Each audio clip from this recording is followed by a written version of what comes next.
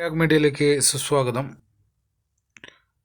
വിഷ്ണുമായ സ്വാമിയായിട്ട് ബന്ധപ്പെട്ട് ഒരുപാട് ക്ഷേത്രങ്ങളുടെ പേരുകൾ നമുക്കറിയാം.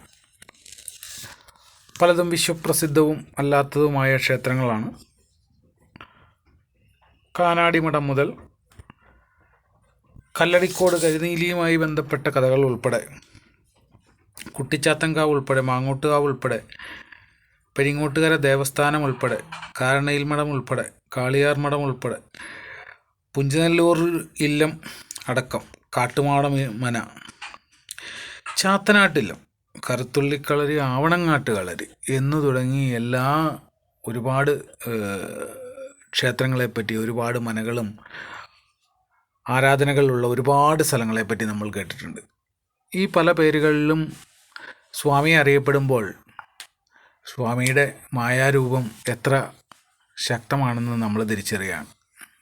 എന്നിരുന്നാൽ തന്നെ നമ്മളൊരു അന്വേഷണം നടത്തുന്നത് സ്വാമിയുടെ ആവണങ്ങാട്ട് കളരിയുമായി ബന്ധപ്പെട്ട ചരിത്രത്തിൻ്റെ ഭാഗങ്ങൾ ഒന്ന് നോക്കുകയാണ്. അതിലേറ്റവും നമ്മളീ പറഞ്ഞതിൽ ഏറ്റവും പ്രധാനപ്പെട്ട കാര്യങ്ങൾ വരുന്നതും ഏറ്റവും പ്രധാനപ്പെട്ട കഥകളുള്ളതും പുരാണ ഇതിഹാസങ്ങളിലെല്ലാം വരുന്നതുമായ ധാരണകൾ ശ്രീ ആവണങ്ങാട്ട് കളരിയുമായി ബന്ധപ്പെട്ടാണ് സ്വാമിയെ പറയുമ്പോൾ ഏറ്റവും കൂടുതൽ ചർച്ച ചെയ്യാറ്.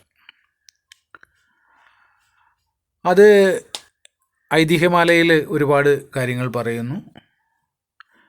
അതേപോലെ തൃപ്രയാർ തേവരുമായിട്ട് ബന്ധപ്പെട്ട് തൃപ്രയാർ ക്ഷേത്രത്തിൻ്റെ കാലഗണനയ്ക്കനുസരിച്ച് ആ കാലം മുതലേ സ്വാമിയെ അതിഗംഭീരമായി അവിടുത്തെ ചടങ്ങുകളിൽ സ്വാമിയുടെ സാന്നിധ്യം വിളിച്ചോതുന്ന ചടങ്ങുകളാണ് ഇപ്പോഴും നടന്നു വരുന്നത്.